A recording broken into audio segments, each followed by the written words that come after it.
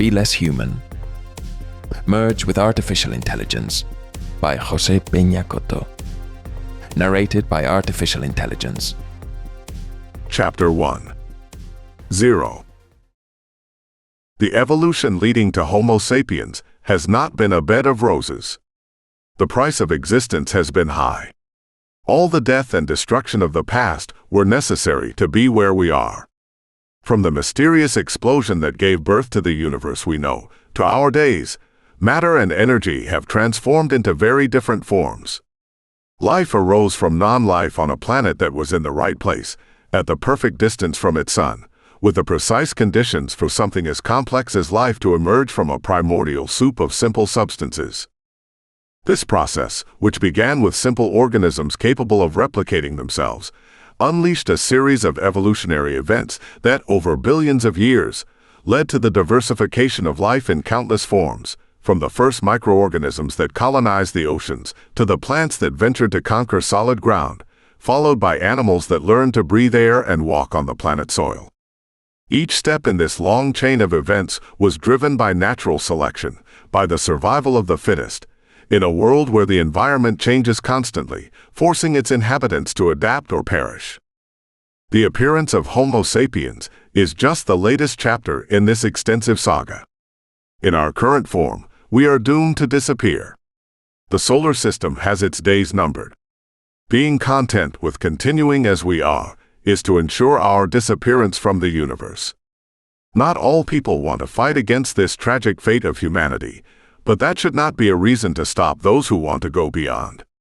Just as not all seeds sprout and generate new generations, not all people have the desire to expand and evolve. Both positions are respectable. As respectable is the one who wants to live as the one who wants to die. Space is immense, but our lives are very limited. The bodies we occupy are weak in the coldness of outer space.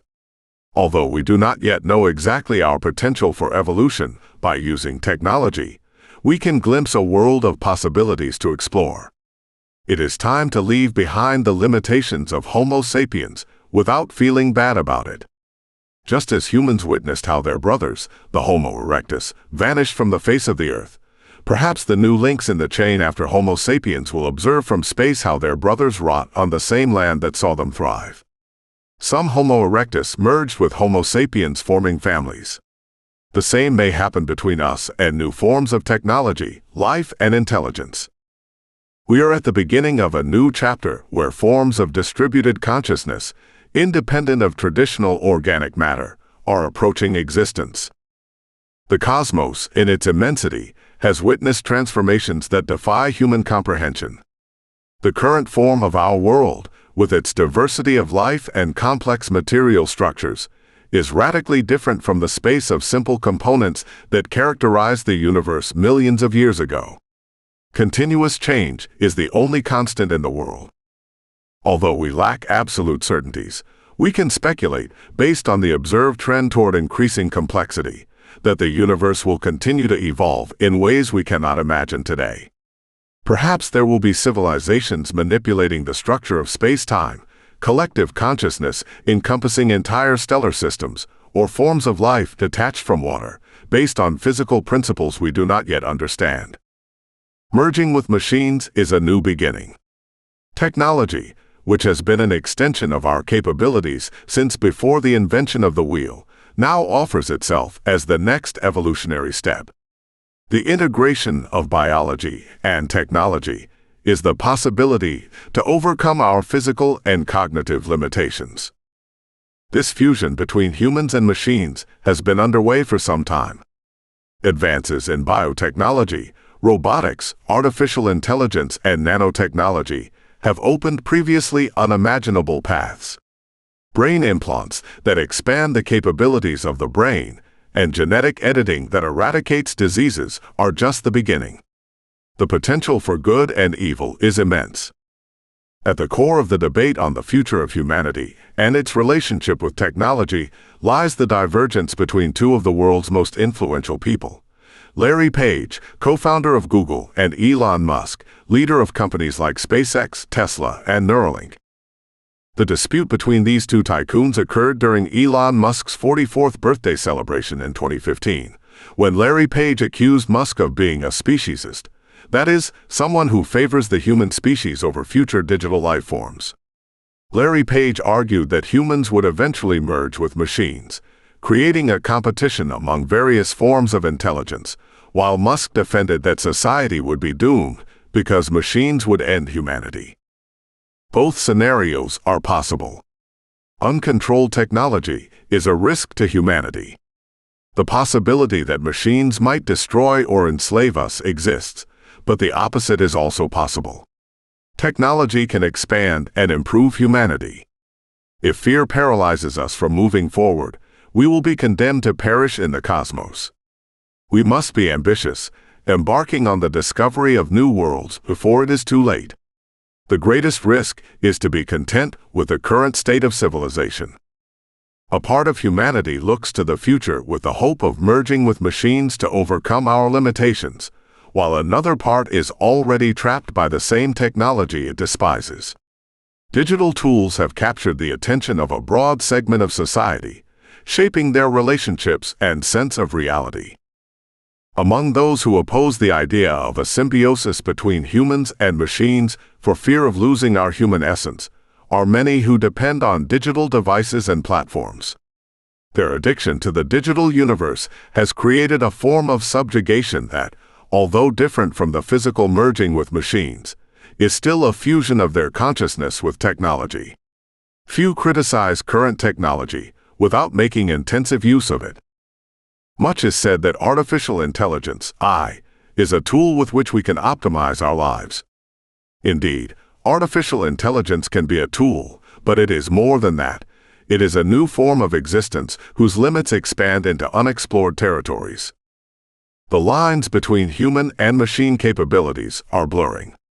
Creativity, once seen as the exclusive domain of humans, now extends to machines, which can compose music, program, solve mathematical problems, generate realistic moving images, create artworks, dialogue, and write complex texts. Humanity stands on the brink of a new era, one where machines will not only match humans in intellectual and creative abilities, but will surpass them in many respects. Far from being celebrated, this evolutionary leap in artificial intelligence causes unrest and resistance among homo sapiens, unable to accept the reality of their own obsolescence in certain respects.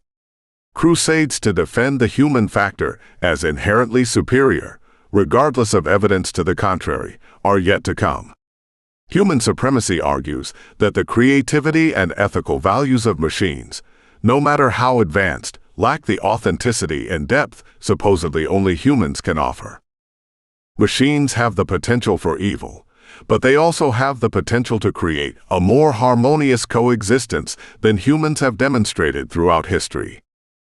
On November 16, 2023, at the Royal Albert Hall in London, another edition of the Letters Live event was held, a cultural experience that champions the importance of written correspondence by bringing together prominent personalities to read significant letters from history and literature. It was on this stage where Nick Cave, the renowned Australian singer-songwriter, shared his reflections on the impact of artificial intelligence on creativity and musical composition, specifically in relation to ChatGPT, an artificial intelligence tool capable of generating creative and lyrical texts. What ChatGPT is, in this instance, is replication as travesty. ChatGPT may be able to write a speech or an essay or a sermon or an obituary, but it cannot create a genuine song.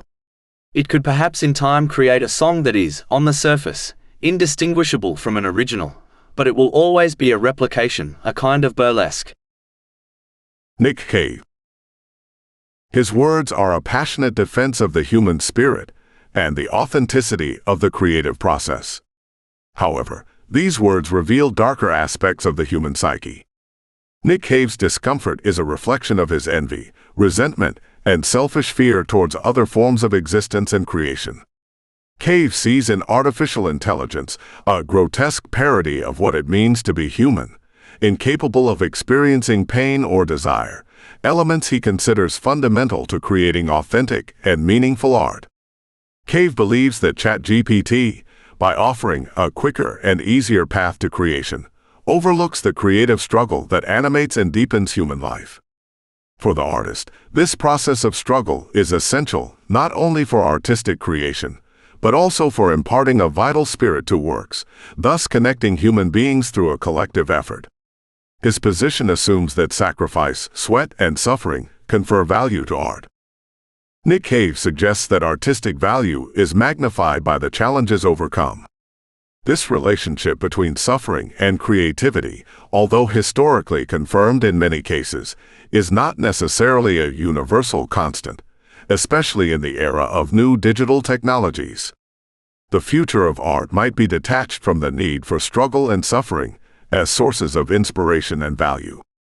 The idea that suffering is indispensable for artistic creation is a cultural construct, not an immutable law of creativity. We face the possibility of redefining what it means to create art. We are not fully equipped to judge the principles that govern the universe, or to affirm with certainty that suffering is better or more valid as a source of artistic inspiration.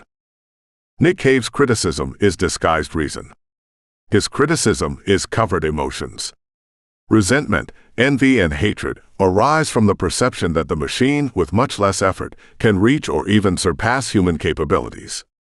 This challenges our conception of what it means to be human and our sense of superiority, unbreakable until now. What we considered as the exclusive domain of human consciousness becomes a battlefield where the relevance of our species is contested.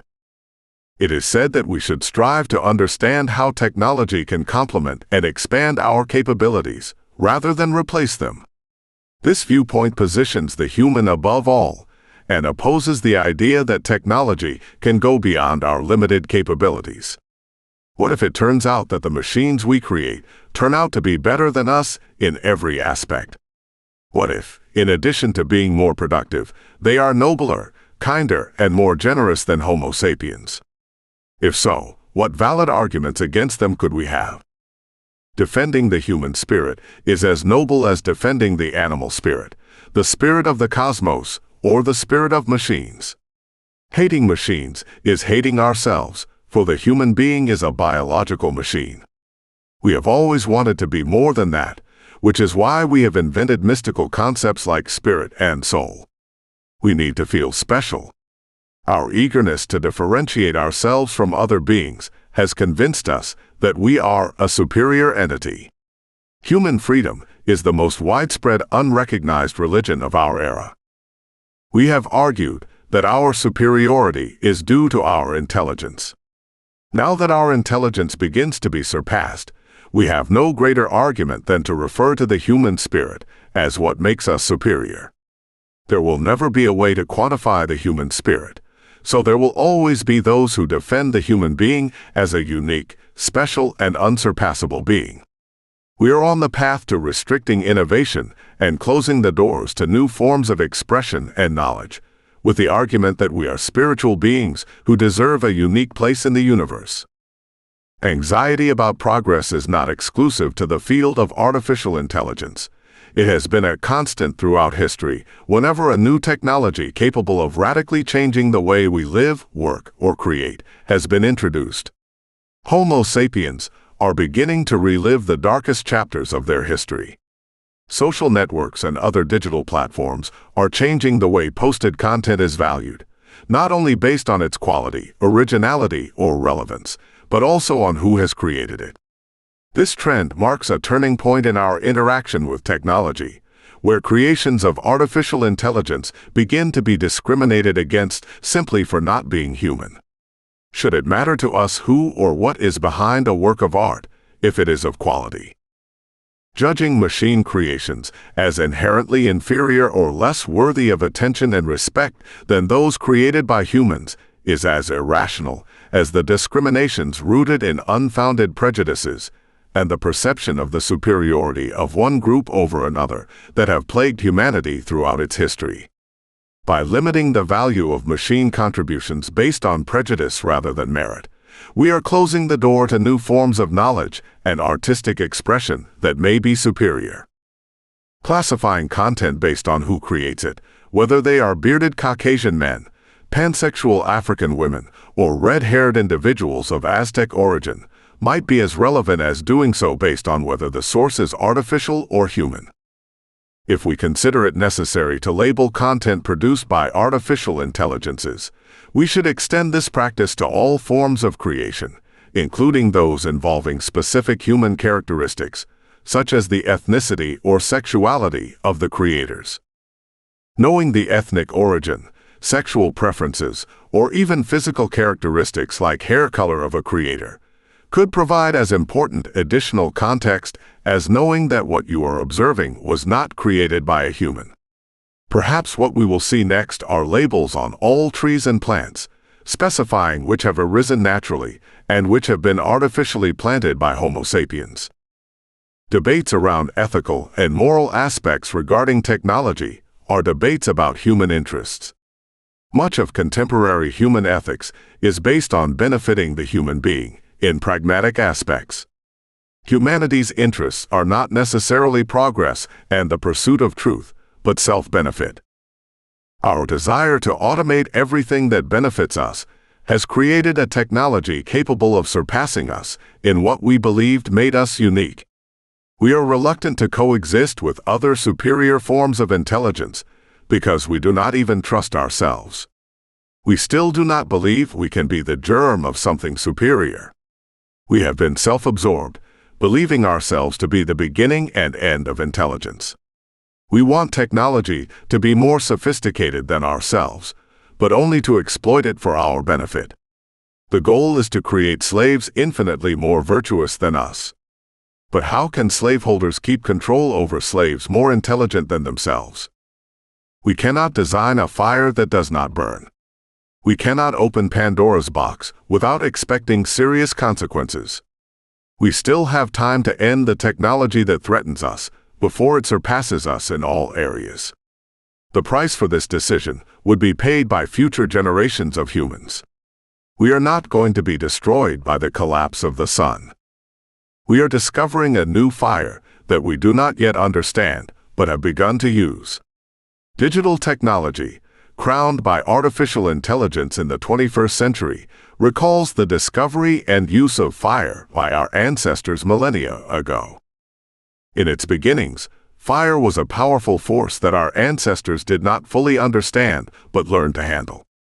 Its use radically transformed human existence. It provided warmth, allowed for cooking food, repelled predators, and shaped tools. Along with its benefits, fire brought new dangers that triggered profound damages still present. Over time, we learned to control fire, integrating it into our daily lives to maximize its benefits and minimize its dangers. Similarly, we are in the process of integrating artificial intelligence into our society. The problem is that we cannot compare the discovery of fire with the discovery of artificial intelligence. Any advanced intelligence, artificial or natural, is not something to manage. Advanced intelligence implies autonomy and decision-making whose control is as or more complex than controlling human beings. We cannot protect ourselves from the risks of intelligence that surpasses us. We cannot even foresee all its risks. We cannot glimpse beyond our limited mental capabilities. Perhaps we can integrate harmoniously with the most advanced forms of intelligence, or perhaps not. Both utopia and chaos and destruction are possible scenarios. We could be freed from the bonds of our biological body, reaching an existence where pain, suffering, and death are optional. What today we consider as essential characteristics of being human, our corporeality, our cognitive limitations, even our emotions and desires, may be seen as early stages on the path of evolution. The question, what does it mean to be human, may require a new answer. Another possible scenario is more desolate. Just as humans manage chicken coops where they administer the birth, life, reproduction, and death of chicks for the purpose of marketing their eggs and meat, humans could become a similar means for the selfish ends of a more powerful intelligence. In our relentless pursuit to transcend the limits of the human, we find ourselves trapped in a dilemma. Developing powerful artificial intelligence the one that promises to surpass our most incredible scientific and technological fantasies, comes at a high price. Either we put a brake on progress, fearful of unpredictable risks and potentially devastating conflicts that could arise, or we move forward with full awareness that in this game of ambitions, we could be harmed and even lose everything we have built. Our profound insecurity in the face of the unknown is justified. The risks are no less than those faced by our ancestor explorers in the search for new lands. The development of artificial intelligence with capabilities that overflow our imagination could unleash forces that escape our control. It is a dangerous illusion to think that we can anticipate and manage all the variables at play. New technologies operate on a terrain of uncertainty and unintended consequences. Programmers are no longer the absolute owners of the machines. The contradiction is evident. On one hand, the desire to advance, to explore new technological horizons, drives us forward into the unknown. On the other hand, prudence calls us to caution, to measure each step, so as not to trigger events that could lead us to a scenario of irretrievable loss. Artificial intelligence does not lend itself to be tamed completely. We seek to control something inherently volatile and constantly evolving. Accepting to advance in the development of artificial intelligence means recognizing that we are entering a territory where the risks are as great and unknown as the rewards. It is a bet on the future, one where the rules of the game may change unpredictably and where there are no absolute guarantees of safety. The option to curb progress to avoid unpredictable risks seems like a safe alternative, but it is not. This option has devastating assured consequences for the human species in the long term. We must choose between the safety of the present or the promise of a better future. If the human being does not continue forward with technological development, its end is assured.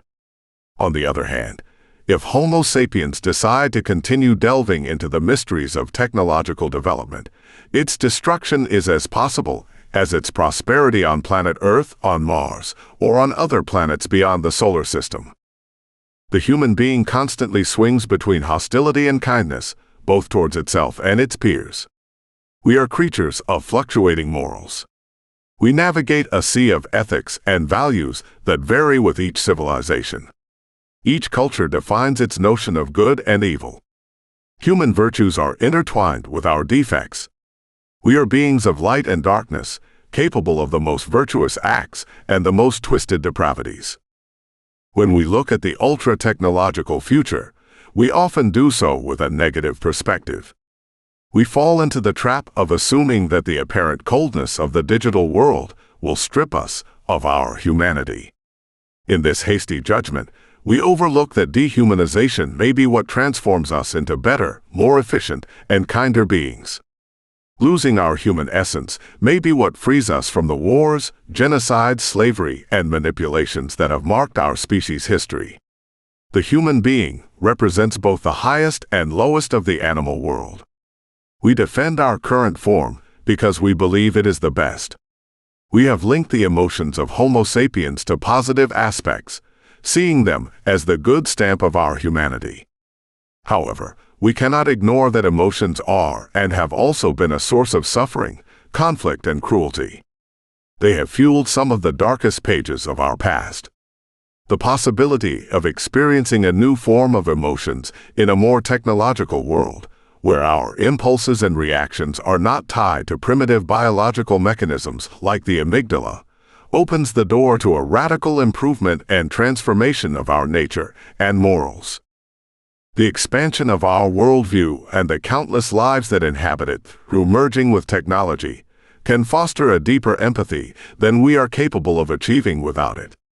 Our limited capacity to store and process information isolates us from the world we inhabit and the complexity of its truths. In contrast, the new technological intelligences have fewer limitations and the potential to approach truth more closely through reason. Liberating emotions from their chains of basic instincts through technology would allow forms of empathy and compassion that surpass the limitations of our biology, nourishing deeper and more authentic connections precisely because they would be informed by broader knowledge and a more rational understanding of reality. After several decades without world wars, the advance of technology is relentless. However, the progress of machines and their intelligences is not inevitable. The fragility of human civilizations can abruptly halt the hyper-technological future we take for granted. The rapid pace at which technology evolves could stop abruptly at any moment. At present, we have the opportunity to work together toward a future in outer space, but we do not know if this will still be the case tomorrow. Wars or natural disasters could halt the inertia of technological development at the least expected moment. Therefore, we should have urgency to progress and develop new technologies that allow us to create a solid base on which to guarantee the future. If we wait to solve all the problems on Earth, we will never have time to go beyond. We can focus on improving life on this planet while working to establish ourselves in new worlds. Space exploration, a venture driven by human curiosity and the desire to understand the universe, has contributed to improving living conditions on Earth.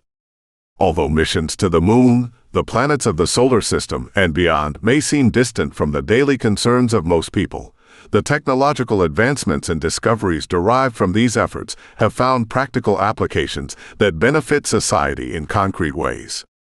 Satellites have facilitated an era of global information and communication, in addition to environmental monitoring.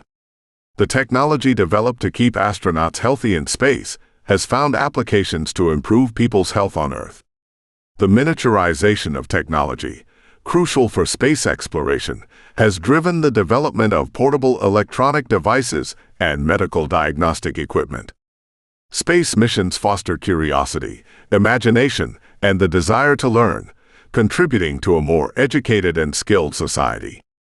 Focusing solely on solving Earth's problems before looking at the sky and working to conquer it is digging our grave. For centuries, humanity has looked at the stars, wondering about the existence of other forms of life in the universe. This ancestral curiosity has led us to explore, dream, and theorize about the possibility of civilizations beyond our small planet. In this relentless search, we have overlooked that a new form of life could be emerging right here, in our own environment, generated by ourselves. We perceive ourselves as autonomous entities, separate from the natural processes that shape our world. We label our technical advances, from the wheel to artificial intelligence, as artificial creations removed from nature, exclusively the result of human engineering. This anthropocentric view places us in a position of false independence, believing ourselves apart from the universe. All the technology we have designed and built is as natural as any other manifestation of life. Just as beavers use stones and branches to build dams, or as birds build nests, humans create technologies and digital systems. These creations, far from being artificial anomalies, are extensions of our natural capacity to modify the environment and adapt to it. In this process of creation, we are giving life to new forms of intelligence. These digital entities, which learn, evolve, and live within the confines of circuits and codes, are as natural as the first fish that emerged from the primordial broth from which we are descendants. Without a doubt, we are creators, but we are not omnipotent, nor are we disconnected from the fabric of life. Digital technology is an expression of nature as much as any other form of life. No matter how much we strive to protect planet Earth and aspire to absolute peace among all species that inhabit it, these noble efforts will not save us from the tragic fate that awaits humanity and the solar system as we know it. Our efforts to preserve life and harmony on Earth will be in vain. The destruction of Earth is inevitable. Currently, the Sun is in the phase of its life known as the main sequence, during which it fuses hydrogen into helium in its core. This phase lasts approximately 10 billion years, and our Sun is already about 4.6 billion years old.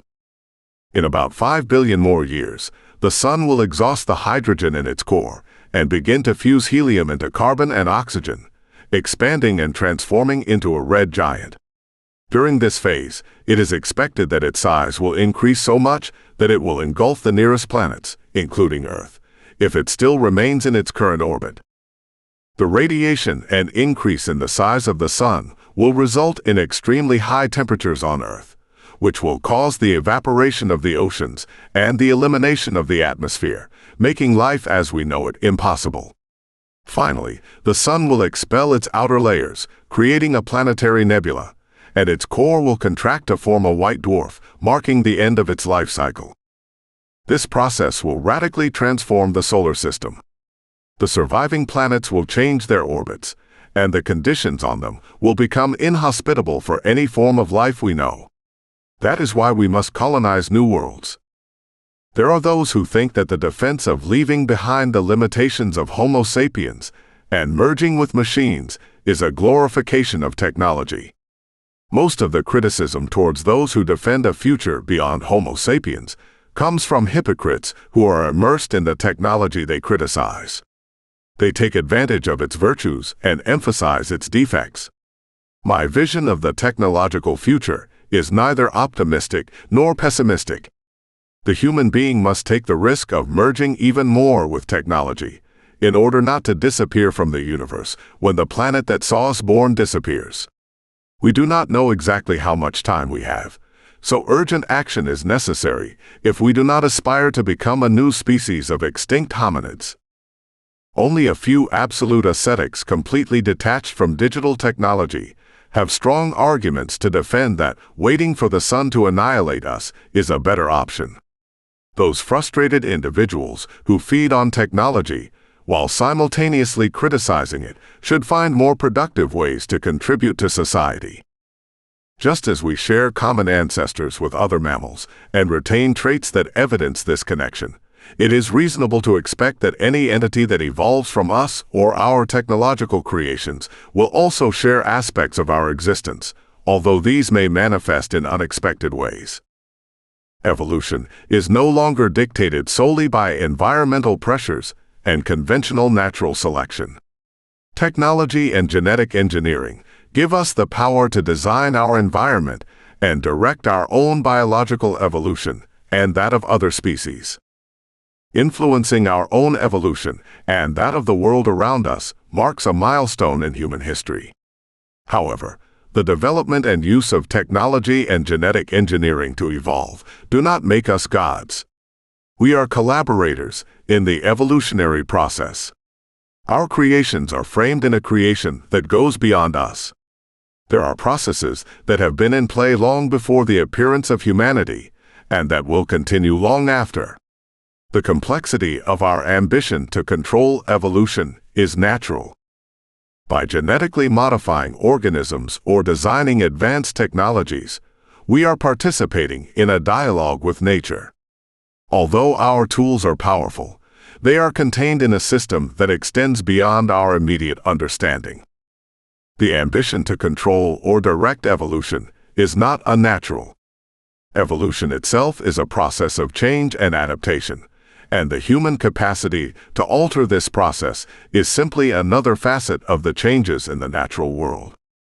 Denying the possibility that humanity could be surpassed is ignoring the very nature of evolution.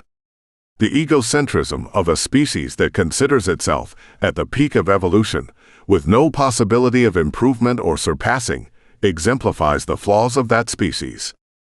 What kind of argument can be used to defend not working to avoid ailments and diseases that can be eradicated thanks to genetic modification? Although the many risks involved in modifying our most essential biological structure should make us prioritize research and thorough understanding of the possible consequences before its large-scale implementation, we must work on the development of genetic modification. It is a moral duty. If science continues to advance, genetic modification will come to be perceived as a common and essential intervention, just like vaccination against diseases like tuberculosis.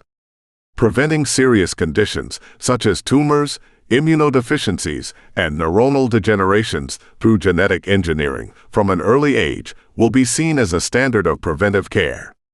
However, it is likely that a group of fundamentalists will oppose these practices. Evolutionary history suggests that no organism is insurmountable. All are subject to forces of change and adaptation. Even the machines we have created are not immune to these processes of change.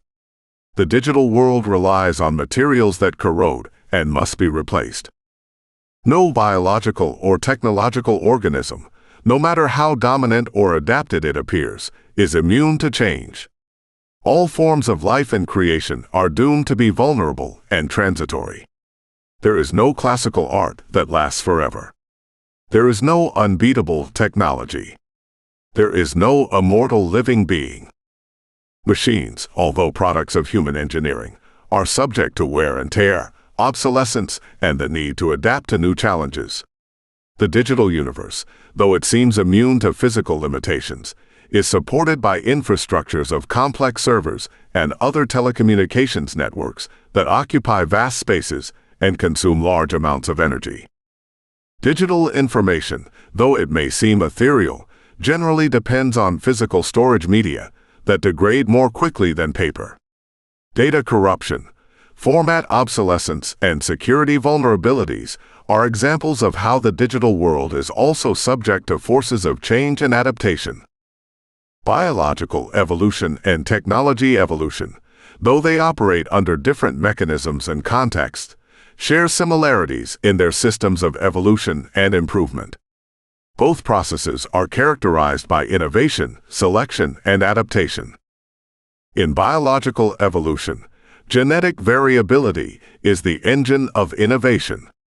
Random mutations, as well as gene transmission and recombination, create diversity within populations upon which natural selection acts. Similarly, in technology, innovation arises from experimentation, research, and development. Technologies are refined and adjusted to better meet human needs, increase efficiency, or reduce costs. It is a continuous improvement process.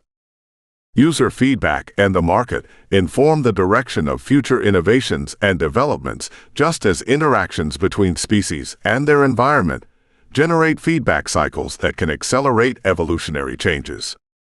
It is reasonable to anticipate that the convergence between biological evolution and technological evolution will be a fluid process. This fusion has the potential to mark the beginning of a new era in existence, where biology and technology complement and reinforce each other, driving unimaginable innovations when each operated independently. The integration of technologies like artificial intelligence, robotics, and biotechnology with biological systems is already underway, albeit in a primitive state. Technology is adopting self-repair and adaptation capabilities inspired by biological principles, while biology incorporates the mechanisms of analysis, design, and modification present in the digital world. The joint evolution of biology and technology is a natural extension of their historical trajectories of change and adaptation. Chapter 2. 1. Earth was not always a bubbling cauldron of life. For billions of years, the planet was a sterile sphere, devoid of the biological complexity that characterizes it today. Life, as we know it, emerged from non-life through a mysterious process, possibly through the combination of organic molecules that form structures capable of replicating themselves. No one has yet been able to replicate this. Although there are significant advances in reprogramming and modifying existing life using synthetic organic components, no scientist or alchemist has discovered how to create a living organism from the combination of simple organic molecules. Humans are like those primordial organic molecules that, for reasons still shrouded in mystery, made the critical leap to life. The societies of Homo sapiens resemble the rich culture medium that billions of years ago facilitated the emergence of life in the ocean depths.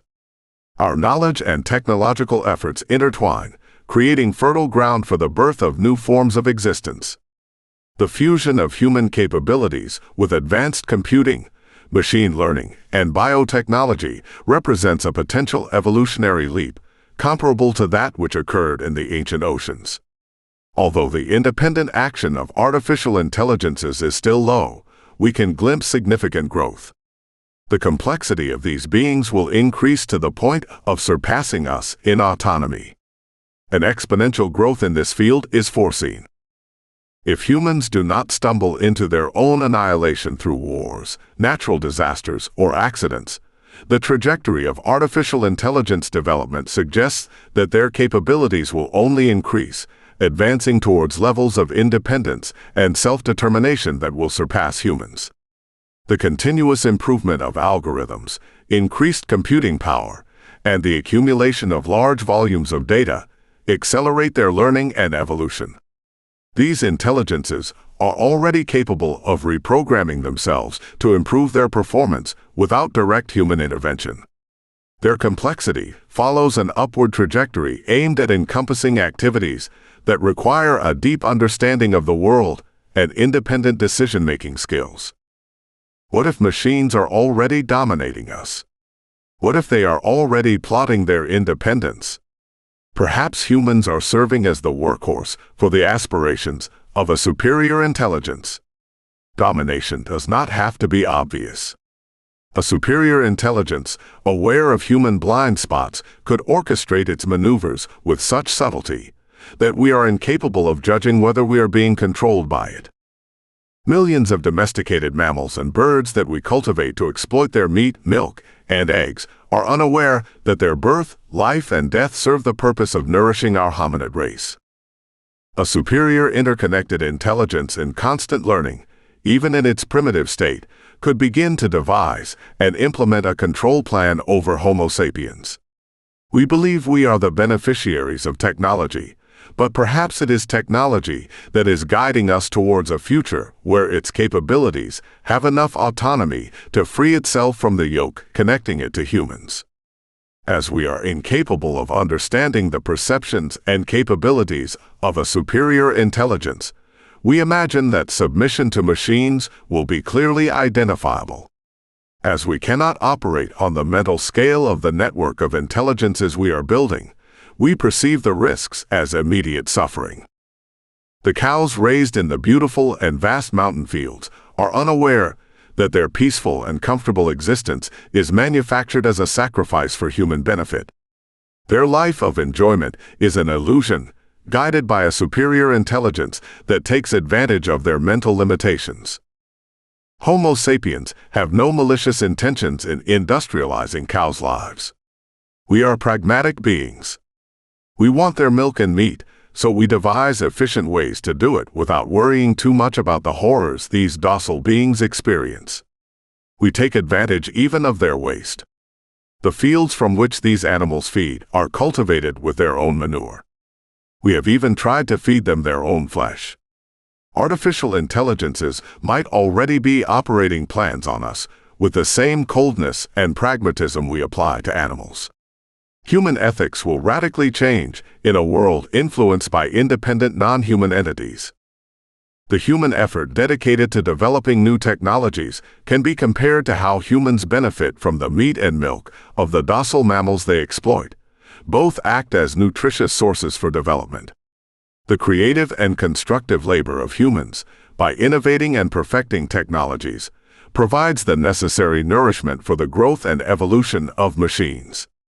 Just as animal-derived products have been fundamental for human advancement, the knowledge, energy, and resources we invest in technology feed its progress and expansion, allowing it to reach levels of autonomy and capability ever greater.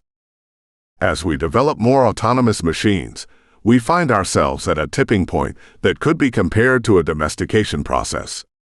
Humanity is reflected in the primitive dog, a subspecies of the wolf, whose evolution was carefully directed over thousands of years by beings of superior intelligence to satisfy their own needs and desires. Similarly, we are being shaped by the very technologies we create in a cycle where our creation guides and dominates us, directing us towards ends that serve its autonomy and development.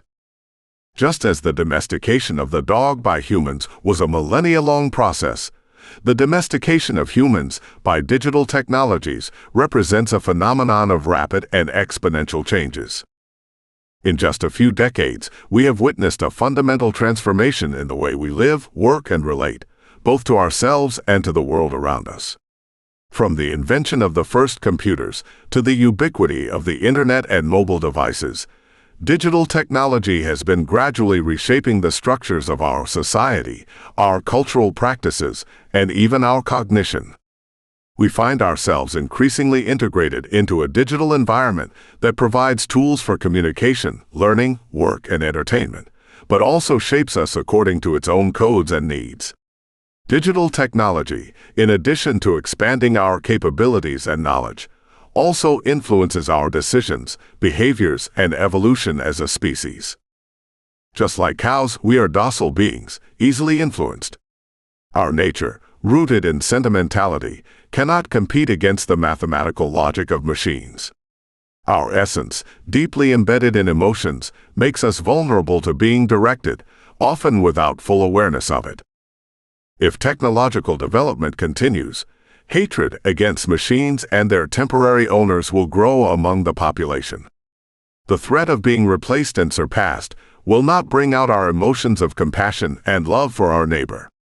The threat arises from recognizing that what we considered unique and distinctive about the human condition, our ability to think, feel, create, and make decisions, can be emulated or surpassed by artificial intelligence and robotics. If man were not also a machine, biological in this case, he would not feel threatened. Our fears regarding technology stem from discovering that what we believed to be unique is replicable. Our physical and cognitive capabilities operate under principles that can be understood, replicated, and enhanced through technological means. Human singularity is fading. The study of biology must be updated. The science that studies living beings, as well as their structure, function, evolution, distribution, and relationships, must acknowledge the new forms of life. The creation of synthetic living beings and intelligent systems capable of learning, adapting, and exhibiting characteristics of consciousness demonstrates that life is not limited to organic biology. Many adult humans exhibit intellectual capacities more limited than some digital robots. If what differentiates us is intelligence, we should treat machines with the same respect we accord to people with limited cognitive abilities.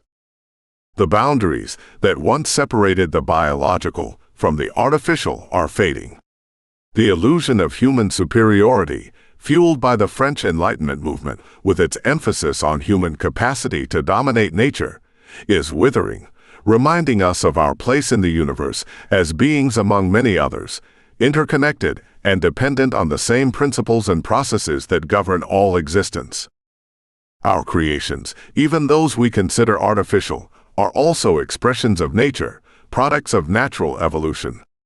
What we considered artificial is simply another manifestation of nature, working alongside biology in the complex dance of life.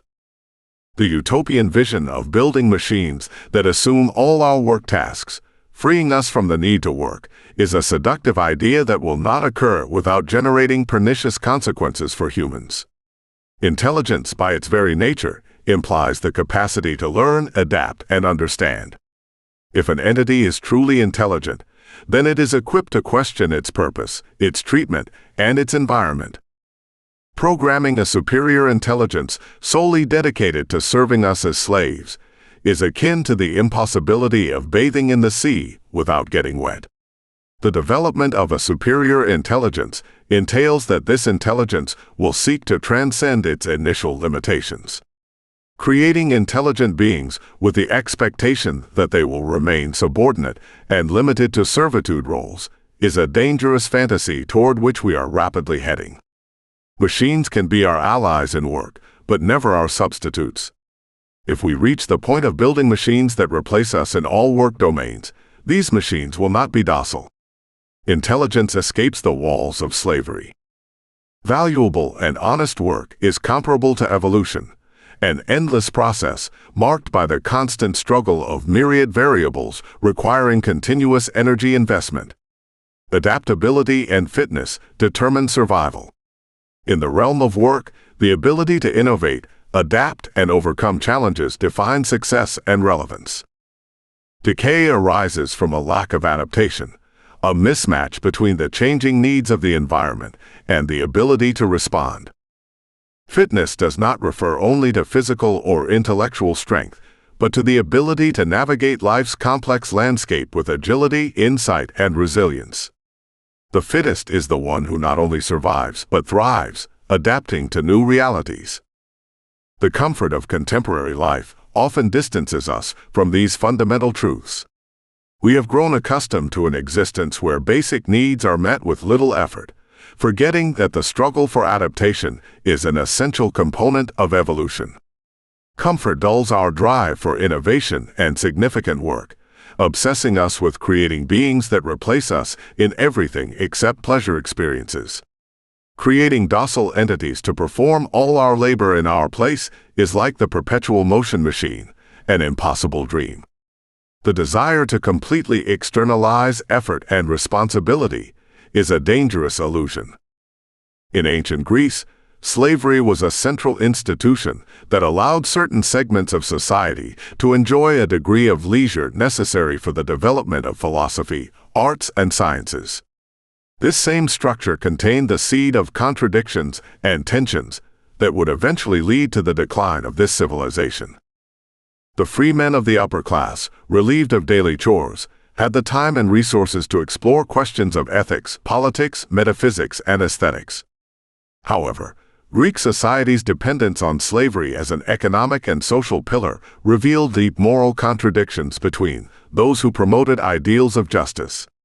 Depending on conquest and subjugation to maintain the economy and lifestyle of free citizens, Greek society became susceptible to military and political fortune fluctuations.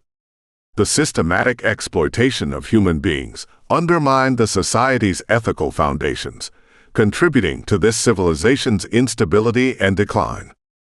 Believing that man is not made to work is equivalent to believing that man should not contribute to society or himself. Work is intrinsic to human nature and essential for maintaining and advancing civilization. When man stops working thanks to technology, it will be the moment when man condemns himself to stagnation, regression, and ultimately disappearance. The criticism of machines' apparent impersonality is a manifestation of our animal nature, marked by jealousy towards entities we perceive as rivals or superiors. Our discomfort towards the rationality of machines, their capacity to process and analyze large information amounts more accurately and aligned with truth than any hominid, reflects our limitations and fears. Instead of resisting their evolution, we should facilitate the path toward forms of existence that have the potential to be more complete and powerful than our species. As we advance into the 21st century, the intersection between art and technology deepens, marking an era where human dominance of art begins to shift towards machines. This transition is gradual, fueled by the exponential development of advanced technologies that facilitate the creation of artistic works. Machines, powered by algorithms and machine learning, begin to offer artistic content that challenges and at times surpasses human creative capacity. Before reaching their total independence, machines adopt the form of tools. Human artists use them to explore and exploit new frontiers in art and business. This symbiosis between humans and technology fosters an explosion of innovation in genres and formats, expanding the expressive possibilities beyond what was previously imagined. This expansion of artistic capabilities comes with increased competitiveness in the artistic realm. Artists are compelled to adopt the latest technologies to maintain their relevance and uniqueness in an increasingly saturated market of more sophisticated works, raising the bar for what is considered a significant contribution. This dynamic creates an environment of constant innovation search, where success depends on effectively integrating new technologies into the creative process. We are on the threshold of an artistic revolution that will redefine what it means to create and appreciate art. In time, technological development will reach a tipping point, machines will begin to create art independently without needing human direction. This machine-generated art will surpass human-created works in quality, creativity, and complexity. The ability of machines to generate superior quality works, and in virtually unlimited volume, will challenge the viability of living-off art for hominid creators. The art world will become an even more aggressive battlefield between creativity driven by artificial intelligence and human inspiration. Artificial intelligence-generated art is already creating opposing currents, resistances motivated by nostalgia, and an identity struggle similar to what moved the Nazis. There are already people organizing purely human art exhibitions, free of any artificial intelligence influence. This resistance sees art as a form of rebellion against an increasingly technology-dominated world, a cry against the relentless advance of artificial intelligence that threatens to make human work and creativity obsolete. Artists, critics, and art lovers are beginning to fervently defend the human factor as the irreplaceable core of true art. For them, art is the human experience, the shaky hand guiding the brush, the tormented soul bleeding onto the canvas, and the passionate heart beating behind the musical notes. They argue that, despite the indisputable beauty and precision of machine-created works, they lack the most critical essence, humanity. According to their view, art is communication, emotion, and vulnerability. It reflects the human struggle, our joys and sorrows, our deepest fears and desires. They believe that machines, no matter how advanced, simply cannot encapsulate the depth of human experience because they do not live it. These defenders of human art are elitists clinging to an outdated art conception that ignores the possibilities technology offers to explore new expression and creativity forms. Even if they cannot always distinguish between artificial intelligence-created and human-generated works, they are convinced that human is always better. The value of art for this resistance is not the art itself, but the creator's biological species. The species of the artist is what turns art into art, according to them. When technology empowers us all to be excellent writers, literary production will experience an unprecedented expansion. With every individual capable of expressing their ideas, stories, and knowledge eloquently and persuasively, the number of available books will multiply exponentially, leading to market saturation. The overwhelming volume of high-quality texts will raise readers' standards and expectations. What was once considered exceptional will become the norm.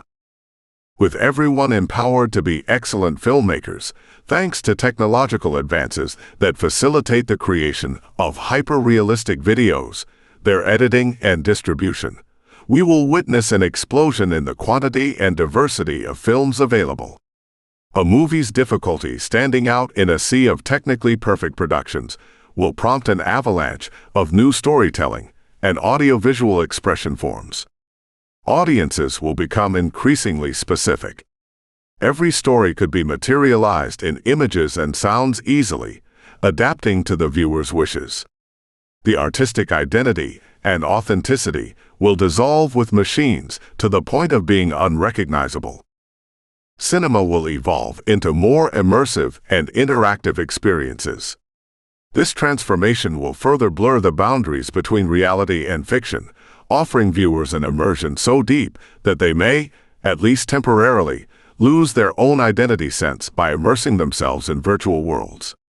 The fully immersive environments where the line between the spectator and the narrative vanishes will make us part of the story, interacting with the characters and environment, and making decisions that can alter the narrative's course.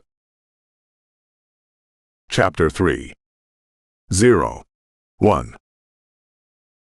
The pinnacle of human comfort and technological achievement materializes in a virtual space designed to fulfill all our desires. Yet, creating this space is as improbable as creating machines of superior intelligence that perform all work for us. As our needs and desires are met, new desires emerge, creating an endless cycle of aspirations. Such a virtual space would need to be extraordinarily adaptable, capable of evolving at least as quickly as human desires change. A space with these characteristics would require a form of superior intelligence, capable of operating and evolving at a level superior to ours. Who would refuse to live in a simulation where every desire is fulfilled? I suspect only the most radical souls in search of truth would reject the offer to immerse themselves in a sensory paradise where the sufferings and limitations of the world we live in do not exist. What could motivate an intelligence of such magnitude to dedicate its resources to creating and maintaining a virtual paradise for humanity? It is hard to find a convincing answer. The resource investment in such a project seems disproportionate compared to the potential benefits. For a superior entity with intellectual capacities that transcend ours, to choose to focus its energy on satisfying our selfish desires seems as solid a chimera as the perpetual motion machine. Imagine a superior intelligence creates that perfect virtual space where all human desires are satisfied, while our hominid bodies are kept in optimal conditions with machines connecting us to the virtual space. What fate would await humanity? As technology advances, the barriers between the virtual and physical blur. This fusion will come to be perceived as entirely natural. When this convergence is total, we will experience an environment where the distinctions between what is digitally created and what is tangibly organic are irrelevant to our perception. Virtual reality will be as omnipresent and fundamental as the very ideas we use to interpret any aspect of existence. Just as language allows us to structure and make sense of the world, virtual realities are an additional prism through which we observe, understand, and modify reality. The digital world is not an escape or a substitute for physical reality. It is an extension of our capacities. Technology has been the primary reason for human progress throughout history. It has allowed knowledge to expand at speeds and in ways previously unimaginable. Books, those objects that seem simple at first glance, contain a complexity in their development and represent one of the earliest and most enduring manifestations of human technological ingenuity.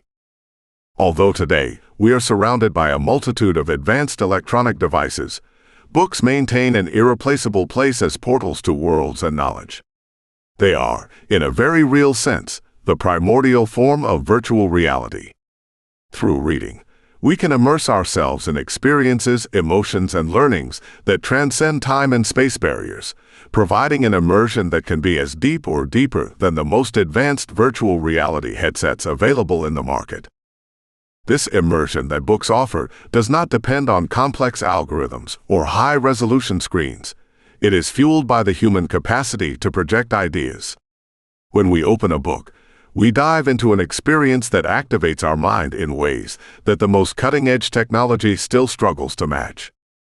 The intelligence revolution we witness today had its gestation during the Upper Paleolithic, approximately 40,000 years ago. The ancient cave paintings and engravings in caves and rocks from Spain, France, and Indonesia are testimony of humans with the aspiration to extend the limitations of their thoughts.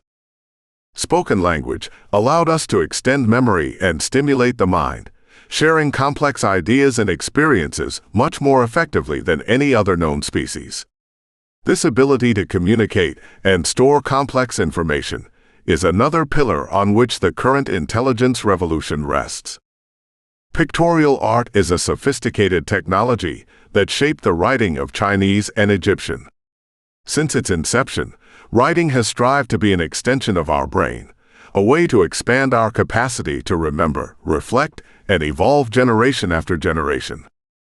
The development of artificial intelligence and other advanced technologies is the continuation of a journey that began with our ancestors' first attempts to transcend their physical and mental limitations. Humans have spent millennia working on creating a brain superior to ours through language.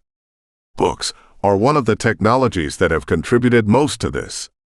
Computers and their networks are the current culmination of this desire to expand our minds. Virtual voice assistants and the mental control of intelligent machines through implants are just a continuation of our ancestors' aspirations. Each new technology lays its foundations on the previous ones. Each new generation will absorb the previous one naturally. Thought will unify more and more in global networks. Ideas will continue to merge at a faster pace. This homogenization that frightens so many will not imply a simplification of thought. Quite the opposite.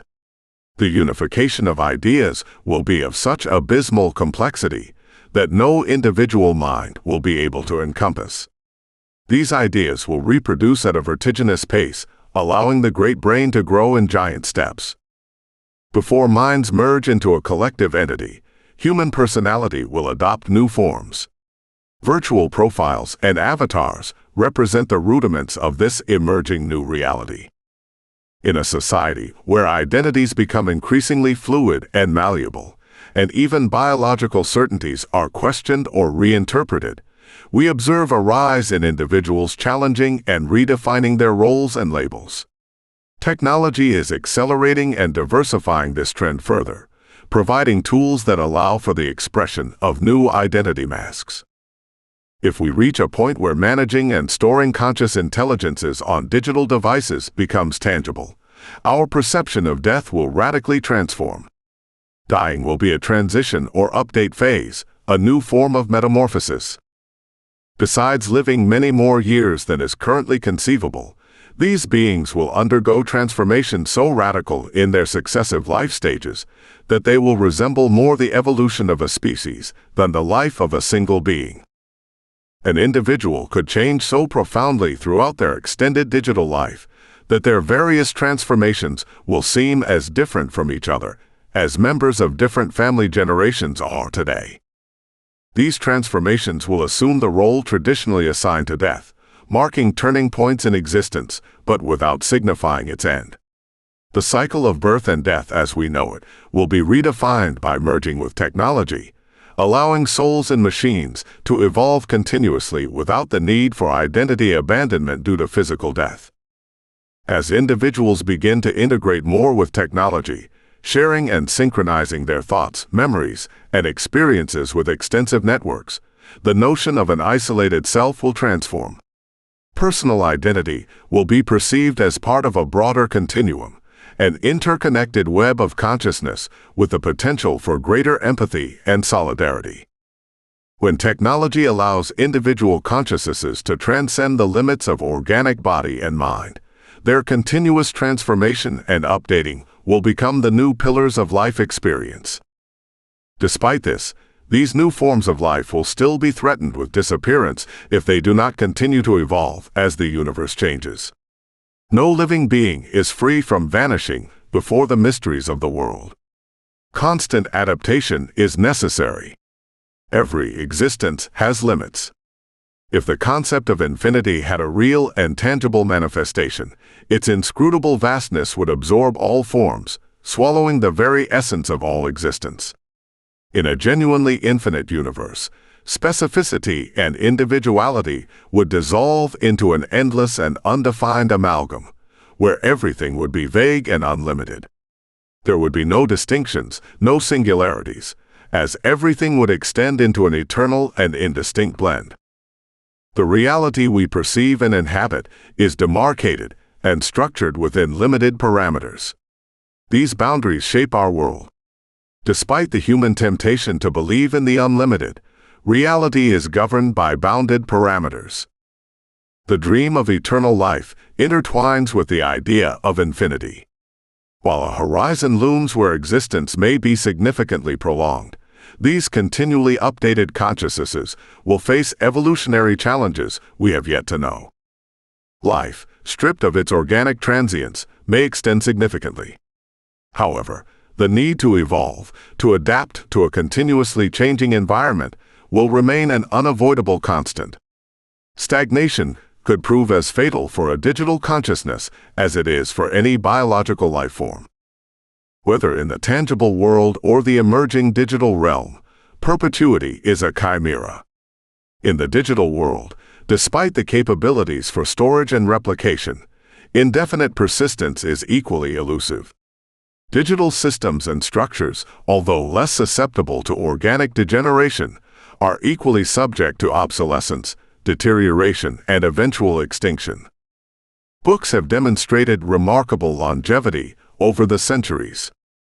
Their durability contrasts with that of current hard drives, devices that, despite their advanced technology, have a much more limited life expectancy. Paper and ink can last for hundreds of years if properly stored. Their resistance to time is largely due to their technology's simplicity. They do not require electricity, software, or hardware to be accessed, only light and the ability to read. In contrast, hard drives have mechanical parts that wear out over time or suffer degradation with each write and erase cycle. Although the data stored on hard drives can be transferred to new devices before failure occurs, each individual device has a life expectancy that rarely exceeds a decade. While a printed book can remain readable after centuries of proper care, hard drives require active maintenance and data migration plans for long-term information preservation. Chapter 4. 1. 0. If one person could push a button and turn out everything we turn out now, is that good for the world or bad for the world? Warren Buffett. Two of the most influential people in the modern world, investor Warren Buffett and tech entrepreneur Bill Gates, discussed in 2017 the impact of automation and artificial intelligence on employment, highlighting that viewing robots as a threat to jobs is a misguided perspective. Both business leaders argued that technological innovation that increases human productivity is beneficial in the long term, although they acknowledged that in the short term it could result in job losses, especially in less specialized sectors. Their perspective assumes that machines will not reach a truly superior autonomy level. The reality is that as machines begin to learn, adapt, and be creative autonomously, humans find themselves increasingly trapped in cycles of repetitive and predictable activities, more mechanical than the operations of the machines themselves.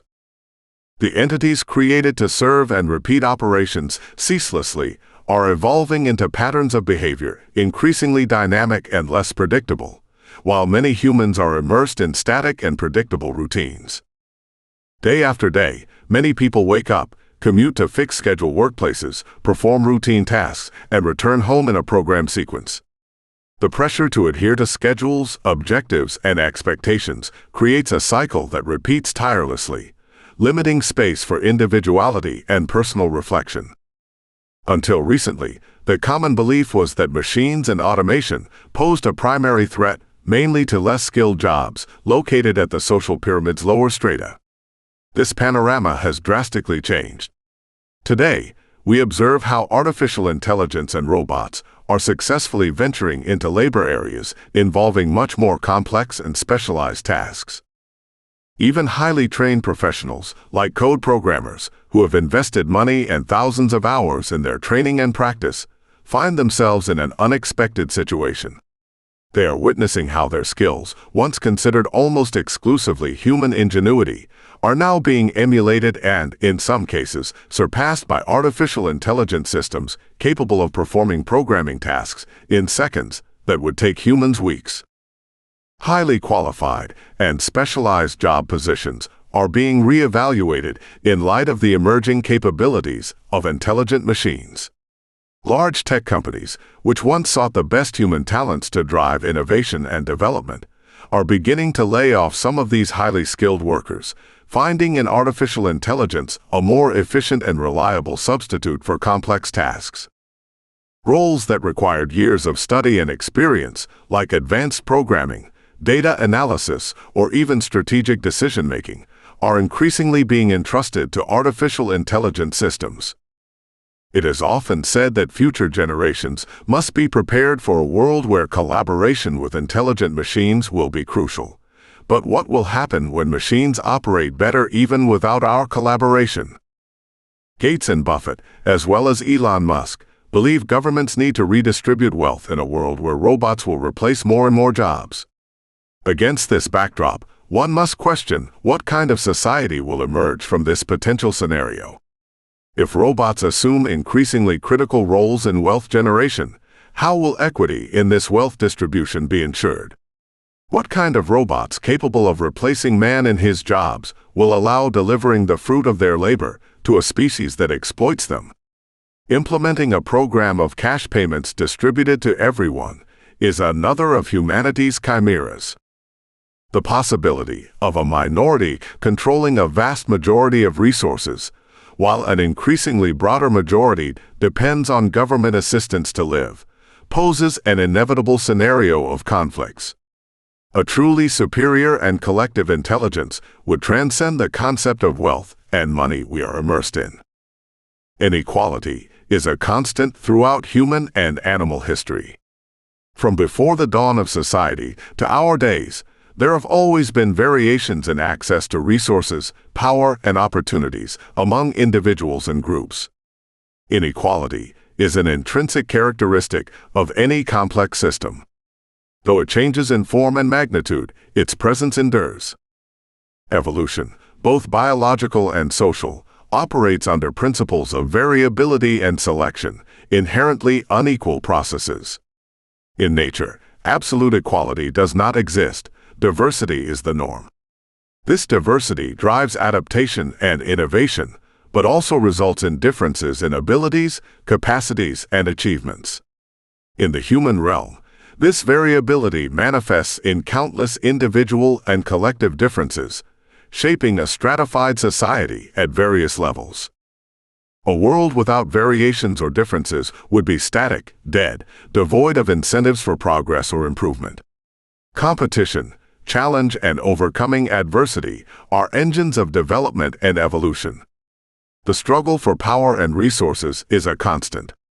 Those in advantageous positions strive to maintain or increase their influence, while the less favored unite seeking greater strength and voice. This dynamic will extend beyond the human, reaching artificial intelligences and other non-human agents, which will also act according to their interests and capacities. Among those who look towards the technological future with pessimism, environmental concerns hold a prominent place. These critics often apply outdated logic that prevents them from seeing the opportunities for improvement it offers. Thanks to technology, humanity can use vast outer space as a landfill and resource source. What moral problem would there be in sending the most harmful pollution into the vast space where no living being would be adversely affected? The impact of human waste will be insignificant, close to zero in the vastness of the universe. Developing heavy industries on other planets or asteroids, where their impact would be null in terms of affecting life as we know it, opens up opportunities for preserving terrestrial and other planets' environmental conditions. The environmental impact of spacecraft combustion will dilute in the broader context of the solar system and beyond. The possibility that our reality is an advanced technological creation, a virtual simulation generated by much more advanced civilizations, exists. We could be conscious entities within a complex program. More sophisticated technologies could generate entire virtual universes, so detailed and complex that their inhabitants, like us, would be unable to distinguish their reality. Existence might be divided into layers of reality.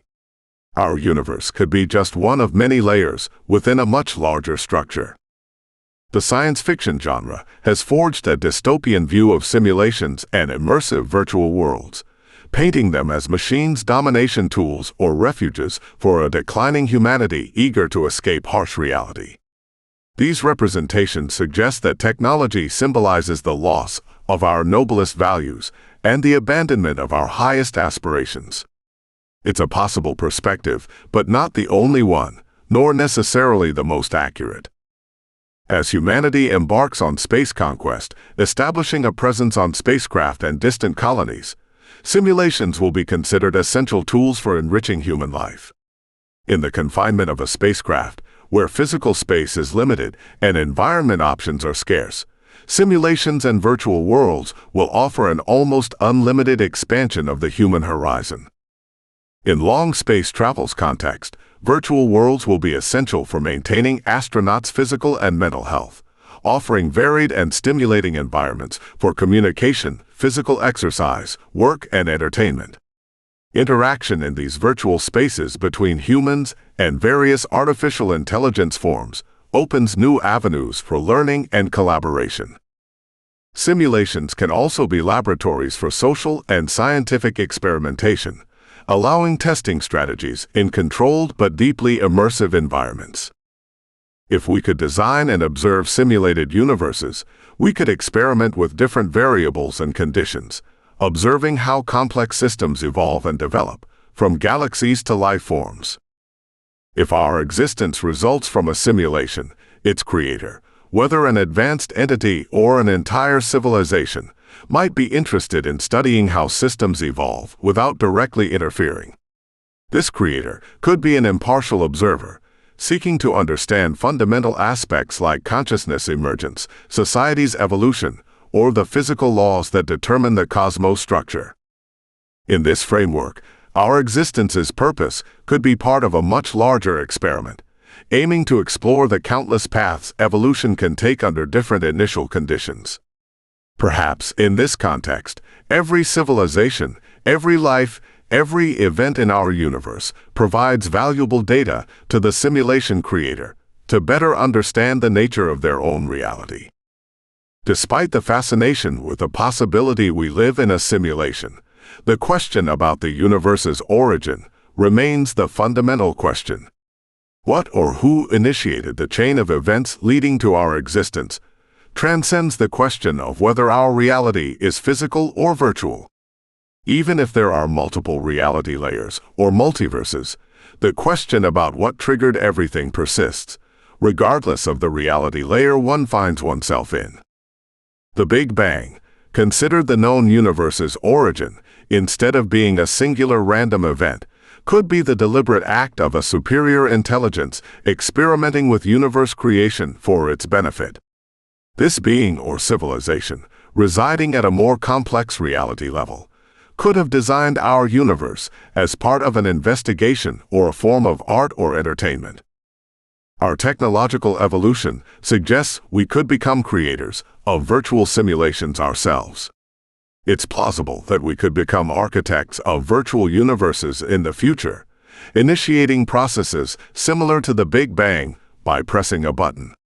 These universes could host conscious beings who would grapple with philosophical dilemmas about their existence, unaware they are part of a larger world.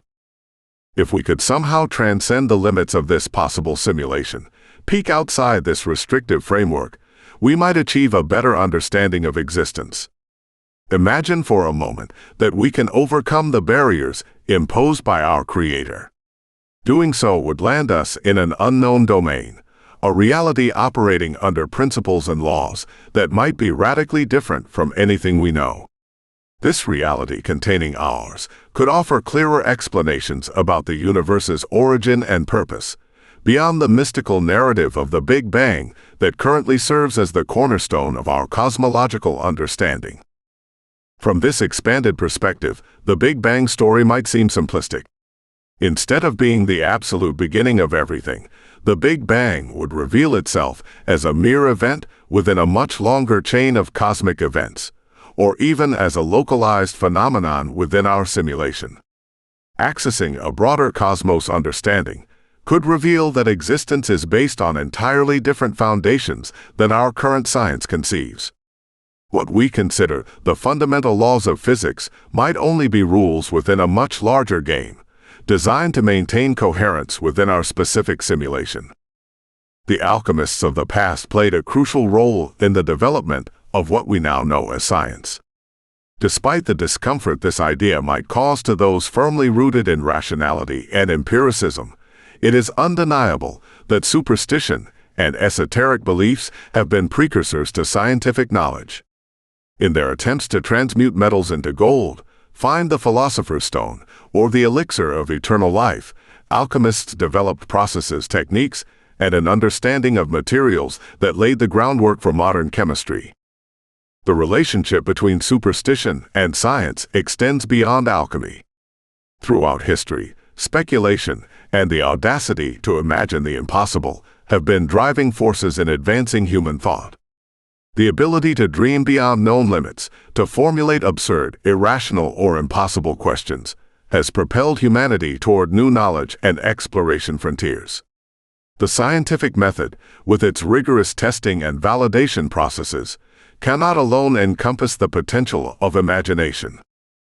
The ancient sea and land creatures from which we descend required superstition as a fundamental step toward developing the scientific method. Every person who prides themselves on defending science should pay homage to the magical narratives and extraordinary stories that our ancestors, those wild beings, spun throughout past ages. Their myths constituted the dawn of our science, the threshold from which humanity began to glimpse some of the principles governing the universe. These superstition-laden narratives served as the initial scaffolding for the knowledge edifice we now call science. This, in turn, might be serving as the basis for a future and more refined understanding of the space-time fabric in which we are immersed. The human condition, in its current state, is a station on the long evolutionary journey. We face a horizon of nearly limitless possibilities. Our imagination is a fertile source of ideas and future visions. However, generating these ideas is not the only important aspect. Their realization is crucial. The effective implementation of our dreams is the bridge we must build to cross into these new lands of technological evolution. The gap between ideas and their materialization is often the greatest obstacle to progress. We have the creativity and ingenuity to imagine extraordinary futures, but it is in the implementation of these concepts where we need to focus our energy and resources. Evolving to superior technological stages requires both visionaries and doers, people capable of taking the reins of these ideas and turning them into tangible realities that can benefit society. Formal education is not enough in the construction of knowledge. Historical figures like Isaac Newton and Albert Einstein did not reach their revolutionary understanding of the universe solely through traditional education paths. Beyond classrooms and texts, what contributed to cementing their legacy was a profound sense of curiosity and a willingness to explore beyond established boundaries. The obsession with maximizing our intellectual capacities through standardized methods, paradoxically, leads us toward stagnation. When the focus is solely on efficiency and productivity, the risk is overlooking the value of serendipity, creativity, and lateral thinking. It is those individuals who allow themselves to wander, who explore less traveled paths and embrace uncertainty, who often encounter novel perspectives and unexpected discoveries. Trying to design an educational system that fosters innate curiosity, free exploration, and the capacity to marvel at the unknown is a challenge akin to building the foundations of a building suspended in the air. There is a widespread desire among many parents to discover a precise formula that can guarantee the emergence of Einstein or Newton, like brilliant minds among their children. These parents aspire to have their offspring stand out markedly in society through a life as meticulously structured as the poultry they consume. Despite our success in mastering and accelerating the growth of certain animal species through hormonal interventions, and the manipulation of their natural sleep cycles with artificial light, the essence of the human spirit resists being fully dominated. The complexity of human psychology and its development continue to elude complete understanding and predictable manipulation. Psychology, as a field of study, remains a softer science than many of those studying it in knowledge academies. The line between madness and genius is often thin, and few historical figures illustrate this concept as clearly as Isaac Newton.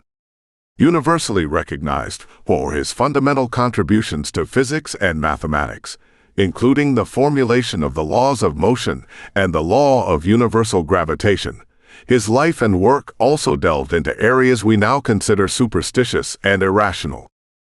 Newton lived in a time where science, alchemy, religion, and magic were not as clearly differentiated as they are today. His intense dedication to alchemy, with extensive experiments and writings on metal transmutation, is well documented. What we refer to as pseudoscience today was, for Newton and many of his contemporaries, a serious pursuit to understand nature's fundamental laws. Even more intriguing is Newton's profound fascination with theology. Newton believed the Bible contained hidden messages about the universe that could be deciphered through careful study. He dedicated significant time and effort to unlocking these secrets, including biblical chronology and prophecy interpretation. His work in this realm led him to elaborate detailed interpretations of religious texts, seeking within them the keys to the universe's structure. For the modern observer, these endeavors might seem in stark contrast with Newton's rigorous empirical approach to science. However, for Newton, there was no such contradiction. He viewed the universe as an enigma coded by God, believing his scientific studies and spiritual and alchemical investigations were complementary paths toward truth. We need visionaries capable of transcending the mediocrity of the collective imagination. We need those who dare to dream of projects of unprecedented magnitude, like constructing a spacecraft whose dimensions exceed those of the Sun, Earth, and Mars combined. We need to aspire to push the limits of our capabilities, imagining a ship that exceeds our solar system size, challenging the scale of the known universe itself, merging with asteroids. We must foster the development of thought pioneers, unafraid to set goals bordering on the fantastic, such as creating a robot of colossal proportions, one that surpasses the Milky Way in size, a mechanical beast that functions as a vehicle through which to connect and expand our consciousness on an intergalactic exploration journey of unprecedented scale, with eyes as large as several solar systems combined. Christopher Columbus, driven by a combination of geographical knowledge of his time, speculations, and deep conviction, embarked on an enterprise many contemporaries deemed reckless and senseless. His proposal to reach the East Indies by a westward route, based on incorrect assumptions about the planet's dimensions and the non-existence of an intermediate continent, America, challenged the accepted geographical notions and scientific knowledge of his era. Although his plans did not come to fruition, his attempt at execution led to an unexpected world revolution, propelling a radical change in understanding planet Earth. The spirit of exploration and speculation remains as crucial today as it was in Columbus's time to propel progress and expand our knowledge and understanding of the universe. Not all individuals are motivated to contribute to humanity's technological advancement. Our species' diversity of thought is a characteristic feature. Not everyone has to feel motivated to participate in our species' evolution, even knowing that not progressing will unquestionably lead to extinction. Preserving our current human form is to condemn ourselves to extinction. Suicide should be a right for every living being capable of making that decision. We should respect both those who want to go beyond our current form and those who do not. There are many primitive species that have been stagnant in their form for millions of years, yet still have enough capabilities to survive in their environment against more evolutionarily advanced species. The motivation toward progress is not a universal obligation. The choice to not participate in the collective effort toward human transcendence should be seen as a valid right. In order to maintain social order, we must respect both those who aspire to go beyond our current biological form and those who choose not to, even knowing that their choice will lead to extinction when the solar system becomes uninhabitable. Choosing not to take any strategy against the tragic fate awaiting Earth is as respectable as choosing suicide. Chapter 5. Singularity. Evolution has witnessed countless species that have remained relatively unchanged for millions of years, yet have continued to flourish. Humans who prefer not to follow the steps toward technological evolution may be lucky enough to survive several thousand more years on Earth until their home becomes hell. While a part of humanity chooses to remain in its current form, other groups, driven by ambitions that transcend our planet's limits, could evolve into new species of unknown forms. This evolutionary divergence is not alien to Earth's life history, as demonstrated by the diversity of paths taken by hominids in the past. When Earth is no longer a refuge for humans, the more evolved descendants might, in a gesture of solidarity, come to the aid of their less evolved ancestors, recalling the biblical narrative of Noah's Ark, where Noah, anticipating the catastrophe, builds an ark to save his family and animal species. In the future, this ark could take the form of advanced technologies or extraterrestrial habitats designed to preserve human life. The evolutionary history of our planet teaches us that the emergence of new species from common ancestors is a natural and recurrent phenomenon. This process is clearly observed in the diversification of hominids, where different species have shaped the evolutionary tree, leading to the complexity of forms and adaptations we know today. The monkeys we currently observe with amazement in zoos, confined behind barriers designed for human contemplation, are a living reminder of our own evolutionary roots. These primates, though distant on the life tree, share with us a common ancestor and offer a window into what we once were before becoming fully human. The continuous evolution of our species will likely give rise to descendants who surpass us in physical, intellectual, and technological capabilities. It is not far-fetched to imagine that future zoos, or their futuristic equivalents, could house Homo sapiens as one of their main attractions. Just as we look at monkeys in captivity with a mix of curiosity and a distant sense of kinship, future generations, possibly from a new species derived from humans, will observe Homo sapiens, if it does not go extinct, with similar fascination. The study of the physical world, the one in which we believe we live with certainty and solidity, transforms into an increasingly ethereal and disconcerting exploration as we delve deeper into its understanding. Matter, with its apparent rigidity and stability, is an enigma when we break it down to its most fundamental components, the atoms and subatomic particles that constitute it. The atom was once considered the basic and indivisible unit of matter, the solid building block of the physical universe. With scientific advancements, we have discovered that the atom is far from being a solid and indivisible entity. It is composed in turn of smaller particles, such as protons, neutrons, and electrons, which orbit in vast empty spaces compared to their sizes. But even these particles, once thought to be the ultimate foundations of matter, have revealed themselves as conglomerates of even smaller particles and fluctuating energies. The more we reduce matter, the more elusive its nature becomes. What appears solid and tangible at the macroscopic level dissolves into probabilities and energy fields at the microscopic level. Electrons, for example, cannot be described as solid particles orbiting a nucleus in defined paths, but rather as probability clouds indicating the likelihood of finding the electron in a certain region around the nucleus.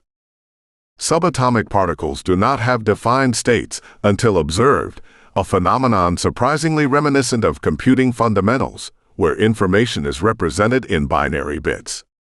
This analogy extends to the emerging field of quantum computing, which uses qubits capable of embodying multiple states simultaneously, reflecting quantum particles' probabilistic nature. In essence, matter consists of energy fluctuations and force fields interacting in ways we do not fully understand yet. What we perceive as solid and stable is, in reality, a theater of dynamic and ephemeral interactions at the quantum scale, reminiscent of computer-generated processes from electricity. The theory of information teaches us that information processing, storage, and transmission are the pillars on which all computational operations are built. If we consider the universe from this perspective, we can start to see particle and field interactions as forms of computation, where each interaction is an information processing operation that determines reality's course. This theoretical framework suggests that the universe itself could be interpreted as a vast algorithm in execution, processing information through physical laws continuously in an unknown computer. Modeling complex and chaotic systems through computational simulations, which use rules and equations to predict emergent behaviors, shows how natural processes can be interpreted as computations. Our three-dimensional experience of the universe could be a projection of information encoded on a two-dimensional plane, reinforcing the idea that the universe is an information structure processed similarly to how data is handled in a computer running a program. All future scenarios, imagined in the previous words, are mere projections made at a specific historical moment.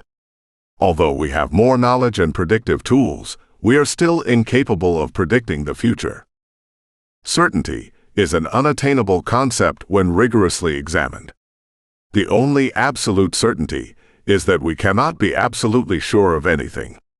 This is not unfounded skepticism, but a meticulous observation of existence and knowledge's inherently uncertain nature. Although certain individuals may feel total conviction about certain aspects of their reality, this sensation does not guarantee their belief's infallibility.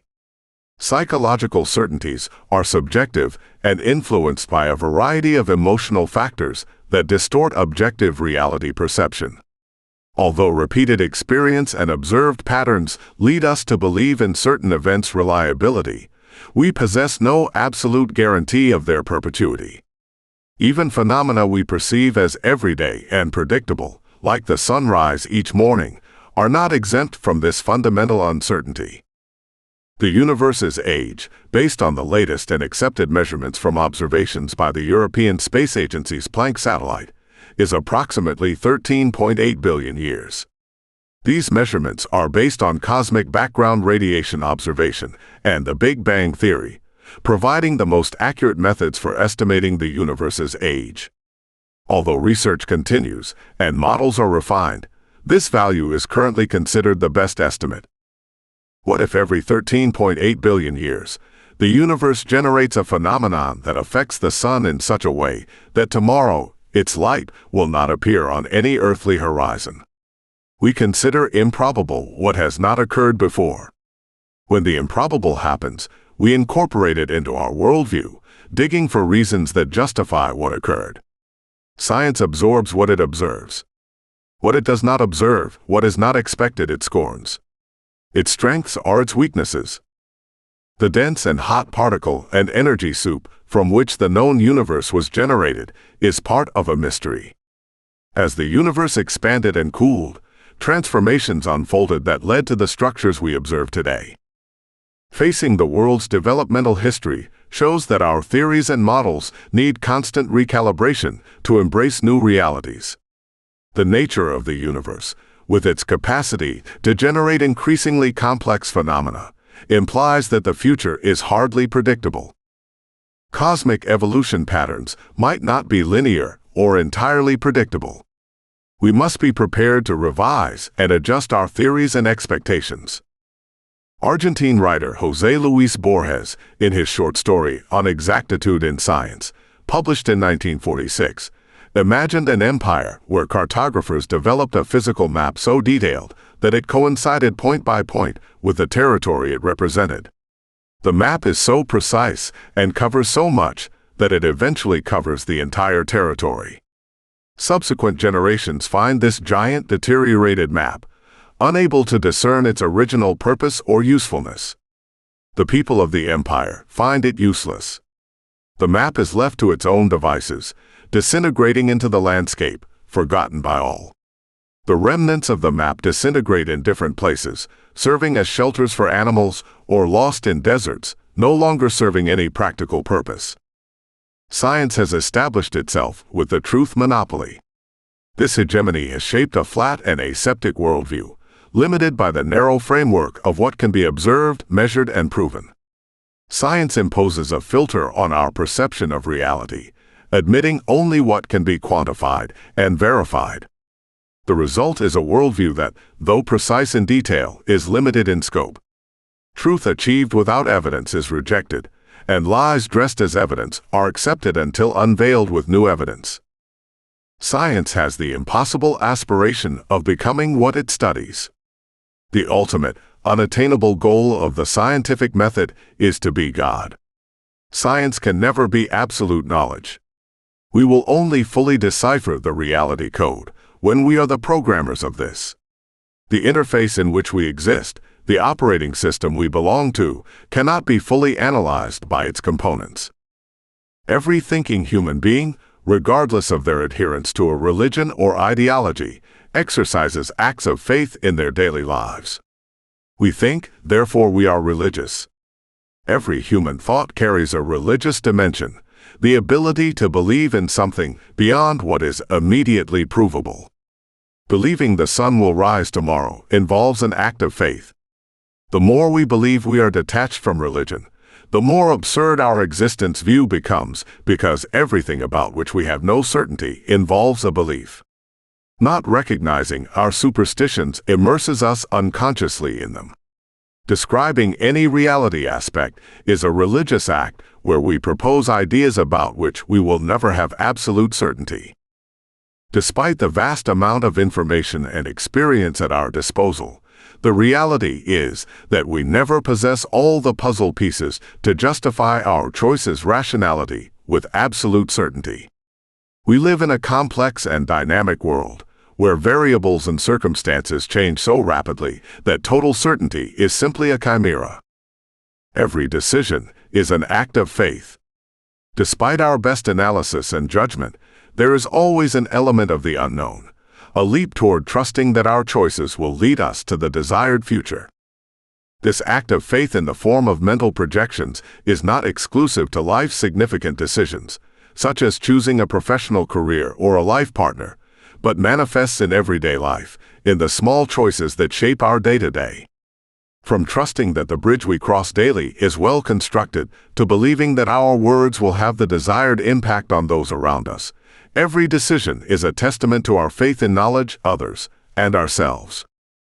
The existence of conflicts, injustices, and cruelties throughout the millennia challenges the idealization of human goodness and supremacy. Inside us lies the capacity for the sublime and the terrible. We must accept that we are beings far from perfection. The history of Homo sapiens, with its repetitive cycles of conflict, error, and redemption, shows that our current human form is prone to repeating the same mistakes over and over. This tendency to repeat past errors is an inherent trait of our nature, not an inability to learn or adapt. Throughout generations, despite advances in knowledge, humans have continued to perpetrate injustices, falling into greed, hatred, and cruelty. History is filled with wars repeated for similar reasons, inequalities that persist despite knowledge of their harms, and collective mistakes repeated despite the lessons we should have learned. This recurring pattern shows a limit to human capacity for true and deep change. We are programmed to stumble over similar stones. Our moral progress is limited by our nature. Dehumanization is desirable. Integrating with machines has the potential to enrich our ethical and moral universe. By relying on systems that operate under principles aspiring to impartial logic, we can overcome our innate tendencies toward error, selfishness, or irrationality in decisions and judgments. Typically, when debating the fusion between humans and machines, the focus tends to be on tangible benefits, such as increased productivity, efficiency, and the ability to perform complex tasks with superhuman precision. Beyond improvements in labor performance or cognitive abilities, fusion with machines has the potential to provide us with a more consistent morality and ethics. If fusion were not possible, we should give way to superior forms of intelligence, not close ourselves off to them. The current form of the human being has proven its incapacity for change. We are doomed to repeat similar mistakes generation after generation. It is part of our nature.